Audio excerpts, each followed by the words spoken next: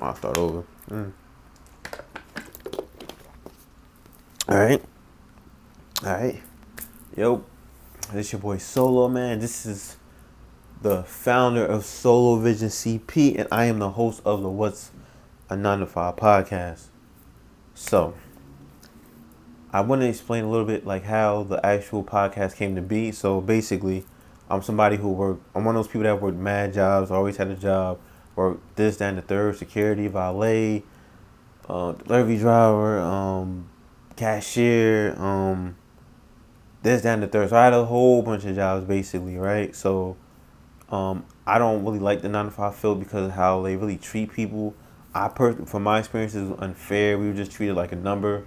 So the last job, I think COVID hit, and then I just focused really. I was like, I needed a place where I could just get my opinions off. You know what I'm saying? My thoughts really. So then I was just talking to people, people with 9 to 5 basically. So get your opinions, just a place, because when you talk to people who just got jobs, it's funny because we have similar issues in similar areas, and we have two completely different jobs. But some jobs just boss wilding, or just the job structure is weird. So that's basically what it that's where it came from. But then it evolved from the 9 to 5 to transcended to being it's an entrepreneurship. So there's 50% 9 to 5, and then 50% entrepreneurship. You know what I'm saying? So now it's people who have 9 to 5 that's transitioning to being entrepreneur. They got their own business and stuff like that. That's what I'm really trying to do now. You know what I'm saying? And everybody that blessed my podcast, a few of them basically have their own businesses now. But I still focus on just the 9 to 5 aspect. And the people who have unique jobs, and we never really hear their opinions. Like, let's say I'm really looking for an exterminator. I think that's just a unique job. I never really talked to them in like just like a cashier or something from like McDonald's or something, because we never really hear their perspective and stuff.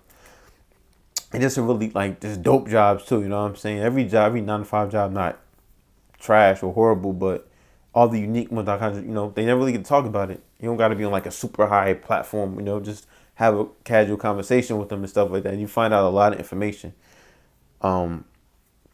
That's really where we at right now with it. So, and on the 9 to 5 podcast, I normally have a segment called "The Craziest Thing That Happens to You on the Job." You know what I'm saying? Like the most crazy experience that happened. Some people did. I actually forgot to ask some people that too while they was on it, cause just me.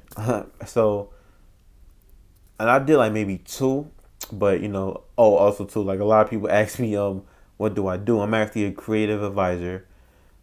Basically, if you have a business, and I'm saying you're trying to like do like some dope stuff for like social media. I want to say specifically right now. You know what I'm saying? We basically make magic happen, and we set up your whole social media correct way. So when people see it, they could be amazed by it. I'm a creator. I'm creative. You know what I'm saying? And I got a videographer too, so you get that package also. So if you click the two, that's me. So number one. So but really, I'm going to do my a crazy experience, because I haven't done one in a while. So basically, I was a process server. A lot of people are like, yo, what's that? I'm like, if you've seen Pineapple Express, it was what Seth was in the beginning when he was like, you got served and all that. Yeah, I was basically doing that. So basically with that job, but I had all litigation cases. It was nothing criminal. It wasn't like serving child support or looking for somebody I was, hiding and stuff like that. But I think the crazy thing with this job in particular was like the whole structure of it. Like I actually found it on Craigslist. I don't know what they had it under. Craigslist is also a good tool. You just need some terms you gotta really understand. But it hasn't been as good because I had this job maybe 4 years ago. Craigslist definitely has changed, but there's a lot of scams on Craigslist too. The whole killer, I think, that was killing people on Craigslist. But anyway, I got it from Craigslist. It was like a delivery driver or something like that. So that's how I really got it. But the first crazy part about this job, they only hired me because I was black. So with that being said, the way they like process serving, they have people, they cover counties. So let's say it's 4 people in the county. To my surprise, I had New Jersey, the northern New Jersey, Essex County, right? So I think counties maybe 2 or 3 people, but the one that put me in was Newark, Irvington, and a little bit of East Orange. You know what I'm saying? If you're familiar with the northern part of New Jersey, that's no suburban. That's basically what it is. So I'm like, okay, but like they only hired me because they probably the other process servers they didn't feel comfortable in those areas. They thought it was a dangerous area, whatever. Like personally, I never had an issue there. Um, and it was funny. I actually made money. Like I never fought nothing. And the weird parallel with this job is this probably one of the best jobs I ever had.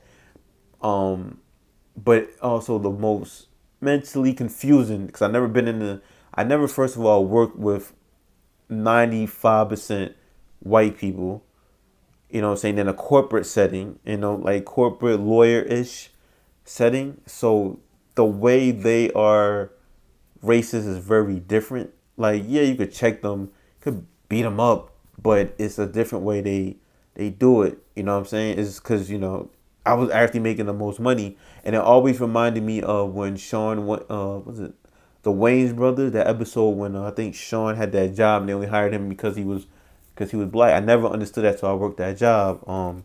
Maybe they had to meet a quota. I don't know, but it's like the sunken place because they all say that they like you and all this weird. So they all say like the little slight remarks, and it's just like a weird feeling. I always said there needs to be a class if you're black how to operate in a predominantly white corporate setting. It is very different than what it is. Like, yes, you could just spaz on them and leave, but it's different if you're trying to keep the job. You know what I'm saying? Never submit to that.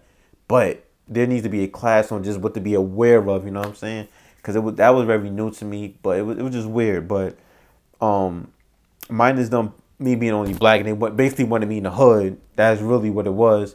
But I was getting money. I was getting maybe just a little bit under $2,000 every 2 weeks, but I only worked about 30 hours in those 2 weeks. You know what I'm saying? So if you do that math, I was really, really chilling for real. Um, and that's when I first got my first camera, right? No, even before that. I know this gonna be like long, but even before that, I had a camera. I was actually just had the camera. I was gonna do a video for them, and I told one person that. So I went to talk to the boss. He was accessible, which is another cool thing. And I was like, "Why don't you have a social media?" And he told me, "No, we were just talking about it." And I was giving him some ideas. Another thing too, never give out your ideas. Give him a piece of it, but never all of it. But I knew that then. So what he did was he called the marketing lady, to come in. I'm like, whoa, and he was like, yeah, listen to what Lamar got to say. So I'm talking, and I'm just like, yo, why aren't y'all on social media? She was like, yo, we're planning on being on social media. Planning, it only take like 5 minutes. Long story short, after that conversation, they made a social media, which is cool. So they wanted me to kind of run that. They was kind of putting me in that seat. So I was going to do a commercial when I got a camera, right? I told one person this. So like maybe a week went by, and the marketing lady, she walked past the break room, and what's so funny? She had in her hand, mind you, this company been around 30 years. She been the marketing person for like maybe just amount of time. She don't do nothing either, which is funny. She had a camera in her hand, right? So I went to the other room. The boss was in there. They had like the lights. Like they was about to like a whole little mini production. I'm like, what y'all doing? They like, we got to make a commercial. I'm like, oh. So, tell me when y'all finish. They never released it. So I'm like, okay, cool. So going back to the marketing thing, they started putting me in the rooms where they started putting me in the rooms where when like companies have meetings and stuff like that. I was like a driver, process server. That's basically the low, like the grunts of the company. Like, so I'm in the rooms and they just wanted ideas and stuff like that.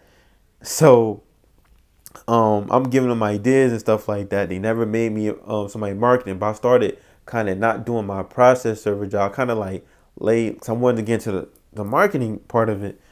And then I asked the lady, I asked one of the supervisors, like, yeah, so when am I going to get this position? She said, you got to talk to this guy. It was like a little guy that looked like Wolverine. he was there for like a year. I didn't know what he do. He was for their social media marketing, and she would like tell him or email us. Like I said, I'm not dumb. I'm not going to email you. Like, who is this guy? I'm like, or is it a competition? Because if it's a competition, I'm ready for that too.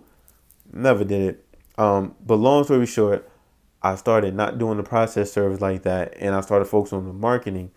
And I was telling them little things to implement on their Instagram and social media stuff like that. They was actually doing it. Um, and what happened was the way we get work with process serving is they give us like a stack of paper. I don't really know if I can say how much I can get for each one, but they give us like a stack of paper. Those are our actual, we get paid commission. So it's like we get per packet we get money. So basically, my packet used to be like this. I started being like this. So I asked them, I'm like, yo, what's good? Should I look for another job? They kind of treat you like family, fake family. And I'm like, they were like, no, like, we love you here, blah, blah, blah, blah, blah, blah. And then they hired another black guy, a older guy, yes man. I'm not a yes man. I've been there like for a year. I'm not a yes man. So, the next week or the week after that, uh, they called me to the office and they said, yeah, we gotta let you go. I'm like, for what? And he told me that they didn't have enough work. So you just hire somebody, but you don't have enough work. And I'm like, and I do got respect for that boss. Probably the best boss that I ever had still. It's a white guy, but I do respect him, even though it was bullshit how he got rid of me. I just thought he could at least tell me to my face, like, yo, at least give me a reason. I didn't want to get no lawsuit. I didn't even want unemployment. I just was go find another job, whatever. And he was like, that's how it would go. And that's when I learned that jobs can just let you go like that. No matter how cool. And I thought he was cool. He was accessible. He gave me some advice that I still use to this day. But just like that. They loved me last week.